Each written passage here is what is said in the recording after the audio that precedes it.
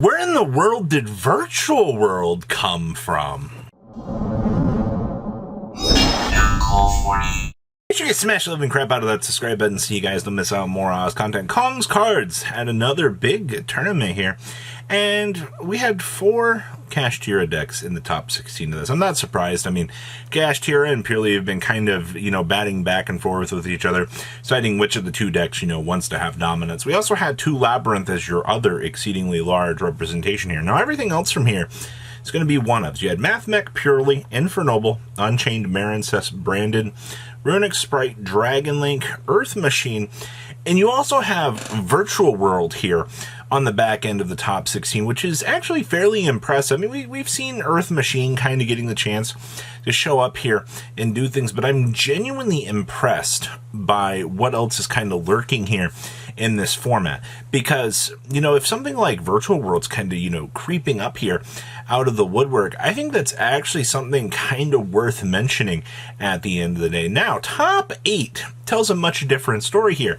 We lost half of our Kashtira players out of the transitional phase, which is kind of rough, actually, but, they're still hanging on. They're doing their thing. Mathmech still proving that it is a powerhouse out here for the meta, which I think is actually really good to see that Mathmech is still kind of holding on. Purely, once again, I mean, it and Kashtira, in my opinion, have been the 2 decks that have been grinding against each other. Infernoble secures another spot in Top Cut, which, once again, I'm extremely happy to see that. Labyrinth, still doing Labyrinth things. Unchained and Marincess are our other 2 rogue picks here now.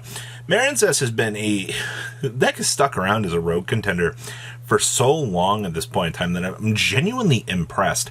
And we also have, once again, Unchained's kind of doing its thing out here. Players don't really know how to handle, Unchained. Once it kind of starts doing its board presence plays, a lot of people are just like, oh, you can just link out with your opponent's stuff, and what's your opponent supposed to do?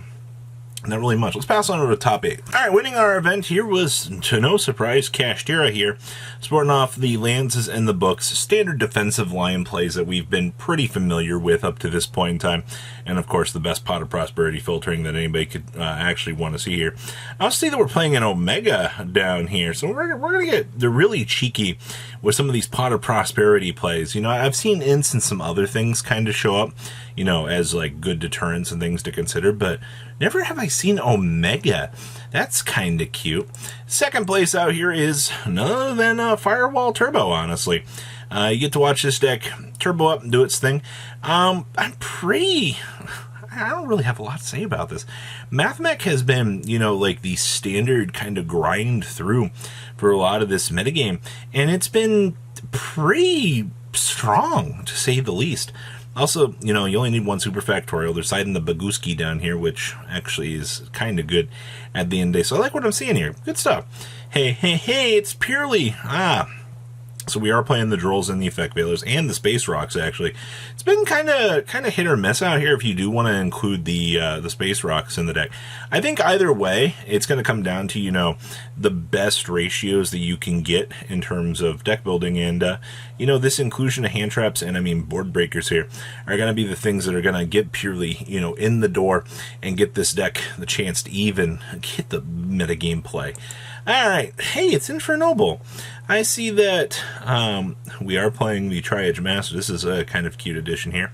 And we are playing the Upper Cutter with the Flamvell counter here. This is a nice little new addition that they're going to get to do, the ability to, just tutor for the counter here. And, hey, congratulations, you're able to do the Flamvell counter because you have the monster with 200 attack points. It's hilarious that this is actually, the thing that can get you this. And it's super easy to do.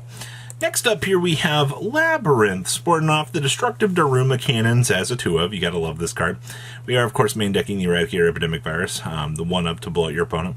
And we're also playing Super Polymerization here, so this is going to give you some board-breaking capabilities in the form of, oops, your opponent can't respond. Like, what are you supposed to do here? And, of course, I see we're playing a Full Force Virus down here. I haven't seen a lot of these builds trying out Full Force Virus, so I kind of like that. Next up here is our Unchained Duelist. To be honest with you, This is pretty ticked out. We're playing one Wailing, which is okay. Of course, we're playing the Dark Hole. I've noticed that Thrust into Dark Hole has kind of started to take off this format. Like, this is a little cute board breaker that obviously, you know, you can trigger your Unchained stuff and get off the ground. I see we're also playing the Herald of the Abyss here as well. So this is going to give you, you know, standard capabilities to take care of any of those purely monsters easily. Next up here, we have more Kashtira. I see that this duelist has had such a bad time that they've had to go and play Magic Deflector at this point in time. I mean, the main thing is you can turn off most runic cards with this, turn off field spells. It's actually a pretty cool little tech choice here. And of course, it's just not a Kashtira deck unless we would see the Nightmare Corruptor themselves, the ability to hand this over to your opponent and then be like, oh, I don't play the Lingaribo anymore. This isn't fun. Yeah. Next up here is Marincess, bringing up the rear of the top 8 here. Biggest things with this, Forbidden Droplet seeing some play again. This is actually pretty cool. Only one goes in match feels a little bit weird to me. I feel like this is a card that you want to try to maximize on. But we are citing the additional 2 copies down here, which is fine. We're on Double Wave, and no Thrust in the main deck, no in the side either. Double Dive is fine, and we're main decking 1 Book of Eclipse. Interesting. Alright, hey, 9th place, poor Kashtira. Getting bootied on down here. I see that we are playing the Books and the Lances for the standard defensive options. We are playing Kurikara's Bells and Drolls down here. Once again, we see that Omega that's kind of starting to show up here, but I mean, you're also following up with like the Garua and the Ints here. The value that these two give you as the resources that they are is absolutely beautiful. So good stuff. I like what I'm seeing here. All right, hey, we found a branded player, and they're still playing the Gimmick Puppet stuff. Of course, there's the Red Ice Dark Dragoon package. It amazes me like how much Dragoon has fallen from, you know, glory down here, just as like a little side piece. And then we're side decking Super Powers. We're playing 1 Thrust with 1 Talents, which is fine.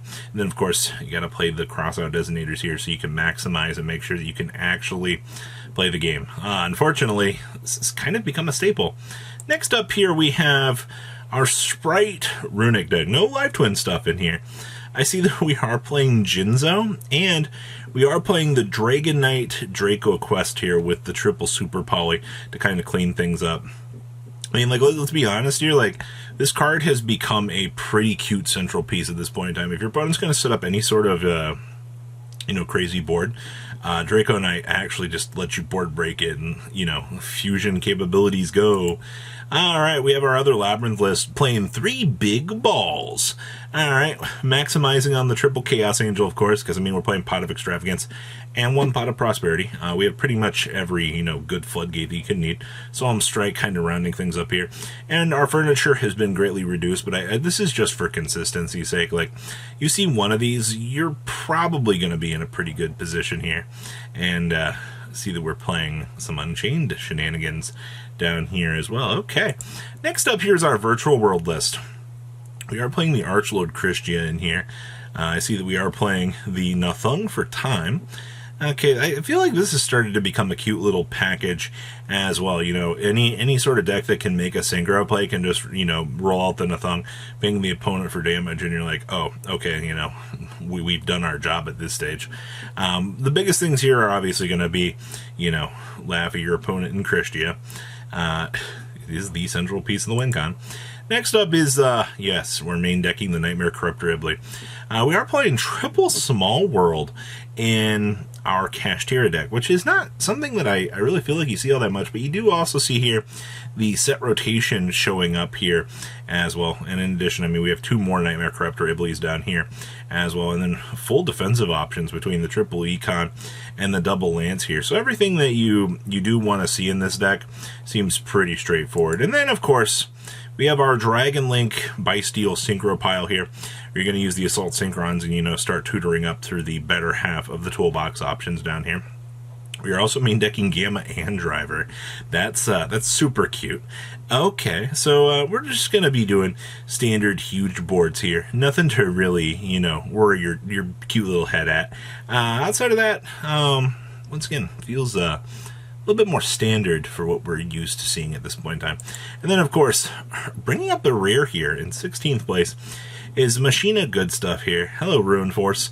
Once again, the fact that people don't know how to handle a 4600 monster like this, it really does kind of prove, how the format has kind of diversified among everything.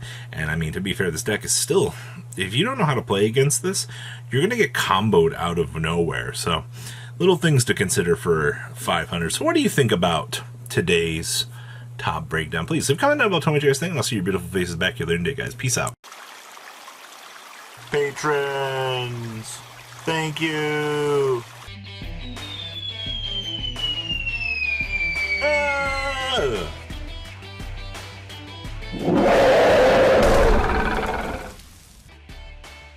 Thank you so much for watching. Check out these other videos.